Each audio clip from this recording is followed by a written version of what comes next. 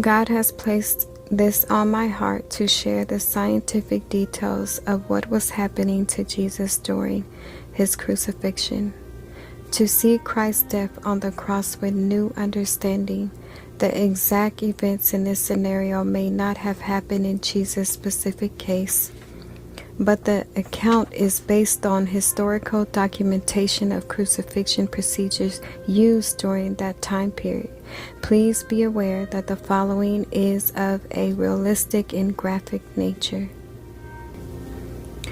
It is important to understand from the beginning that Jesus would have been in excellent physical condition.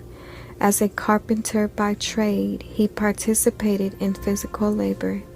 In addition, he spent much of his ministry traveling on foot across the countryside. His stamina and strength were most likely very well developed. With that in mind, it is clear just how much he suffered. If this torture could break a man in such good shape, it must have been a horrific experience. After the Passover celebration, Jesus takes his disciple to Gethsemane to pray. During his anxious prayer about the events to come, Jesus sweats drops of blood. There is a rare medical condition called hematohydrosis, during which the artery vessel that feeds the sweat glands break down. Blood released from the vessels mixes with the sweat. Therefore, the body sweats drops of blood. This condition results from mental anguish or high anxiety, a state Jesus expresses by praying, "My soul is deeply grieved to the point of death." Matthew 26:38. Hematohydrosis makes the skin tender, so Jesus' physical condition worsens slightly. Traveling from Pilate to Herod and back again, Jesus walks approximately 2.5 miles. He has not slept, and he has been mocked and beaten. Luke 22:63 through 65. In addition, his skin remains tender from the hematohydrosis. His physical condition worsens. Pilate orders Jesus to be flogged as required by Roman law before crucifixion. Traditionally, the accused stood naked, and the flogging covered the area from the shoulders down to the upper legs. The whip consists of several strips of leather. In the middle of the strips were metal balls that hit the skin, causing deep bruising. In addition, sheep bone was attached to the tips of each strip. When the bone makes contact with Jesus' skin, it digs into his muscles, tearing out chunks of flesh and exposing the bone beneath. The flogging leaves the skin on Jesus' back in long ribbons. By this point, he has lost a great value of blood, which causes his blood pressure to fall and put him into shock. The human body attempts to remedy imbalances such as decreased blood value. So Jesus' thirst is his body's natural response to suffering. John 19:28. If he would have drank water, his blood value would have increased. Roman soldiers placed a crown of thorns on Jesus' head and a robe on his back. Matthew 27:28 through 29. The robe helps the blood clot, similar to putting a piece of tissue on a cut from shaving. To prevent Jesus from sustaining more blood loss as they hit Jesus in the head, Matthew 27:30, the thorns from the crown pushed into the skin and he begins bleeding heavily. The thorns also caused damage to the nerve that supplies the face, causing intense pain down his face and neck. As they mocked him, the soldiers also belittled Jesus by spitting on him. Matthew 27:30, they ripped the robe off Jesus' back and the bleeding starts afresh. Jesus' physical condition becomes critical due to severe blood loss without replacement. Jesus is undoubtedly in shock. As such, he is unable to carry the cross, and Simon Kyrene executes this task. Matthew 27:32. Crucifixion was invented by the Persians between 300 through 400 BC. It is quite possible the most painful death ever invented by humankind. The crucifixion, acknowledging it as a form of slow, painful suffering. Its punishment was reserved for slaves, foreigners, revolutionaries, and the vilest of criminals. Victims were nailed to a cross. However, Jesus' cross was probably not the Latin cross, but rather a T-cross, the vertical piece remains in the ground permanently. The accused carries only the horizontal piece, crossbeam, up the hill. Atop the crossbeam lies a sign indicating that a formal trial occurred for a violation of the law. In Jesus' case, this reads, "This is the King of the Jews." Luke 23:38. The accused needed to be nailed to the crossbeam while lying down.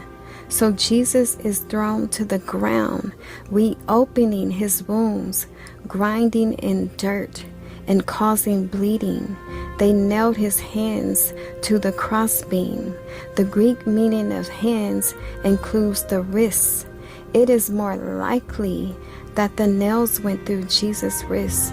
If the nails were driven into the hand, the weight of the arms would cause the nail to rip through the soft flesh. Therefore, the upper body would not be held to the cross.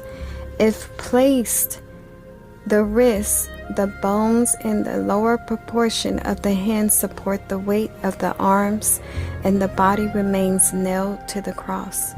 The huge nail, 7 to 9 inches long, damages the major nerve to the hand. Upon impact, this causes continuous, agonizing pain of both of Jesus' arms. Once the victim is secured, the guards lift the crossbeam and place it on the strips across already in the ground.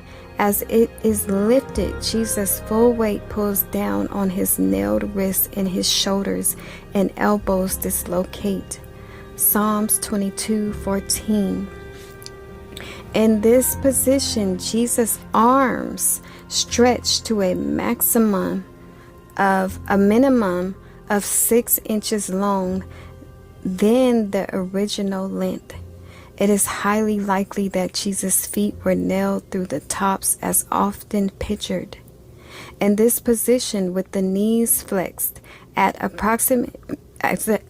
approximately 90 degrees, the weight of the body pushes down on the nails, and the ankles support the weight. The nails would not rip through the soft tissues as would have occurred with the hands. Again, the nail would cause severe nerve damage and sharp pain. Normally, to breathe in, the diaphragm, the large muscle that separates the chest cavity from the abdominal cavity, must move down. This enlarges the chest cavity, and air automatically moves into the lungs. To exhale, the diaphragm rises up which compresses the air in the lungs and forces the air out. As Jesus hangs on the cross, the weight of his body pulls down on the diaphragm, and the air moves into his lungs and remains there. Jesus must push up on his nailed feet, causing more pain to exhale. In order to speak, air must pass over the vocal cords during the breathing. The gospel notes Jesus spoke 7 times from the cross. It is amazing that despite his pain, he pushes up to say, "Forgive them." Luke 23:34. The difficulty surrounding breathing leads to a slow form of suffocation. Carbonic acid builds up in the blood, resulting in a high level of carbonic acid in the blood. The body responds automatically, triggering the desire to breathe. At the same time, the heart beats faster to circulate available oxygen. The decreased oxygen due to difficulty in exhaling causes damage to the tissue, and the artery begin leaking watery fluid from the blood into the tissues. From the blood into the tissues, this results in a buildup of fluid around the heart and lungs. The collapsing lungs, failing heart, dehydration, and the inability to get significant oxygen to the tissues basically suffocate the victim. The decreased oxygen also damages the heart itself, which leads to cardiac arrest. In severe cases of cardiac stress, the heart can even burst, a process known as cardiac rupture. Jesus most likely died of a heart attack. After Jesus' death, the soldiers break the legs of the 2 criminals crucified along him. John 19:32, causing suffocation. Death would then occur quicker. When they came to Jesus, he was already dead, so they did not break his legs. John 19:33. Instead, the soldiers pierced his side. John 19:34, to assure that he was dead. In doing this, it is reported that blood and water came out. John 19:34, referring to the watery fluid surrounding the heart and lungs. While these unpleasant facts depict a brutal murder, the depth of Christ's pain emphasized the true extent of God's love for his creation. Teaching the life science of Christ's crucifixion is a constant reminder of the magnificent demonstration of God's love for humanity that was expressed that day in Calvary. This lesson enables the believer to participate in communion, the remembrance of his sacrifice. With a grateful heart, I am struck on every time with the stunning realization that as a flesh and blood human, Jesus felt every ounce of this execution. What greater love that was spilled in blood.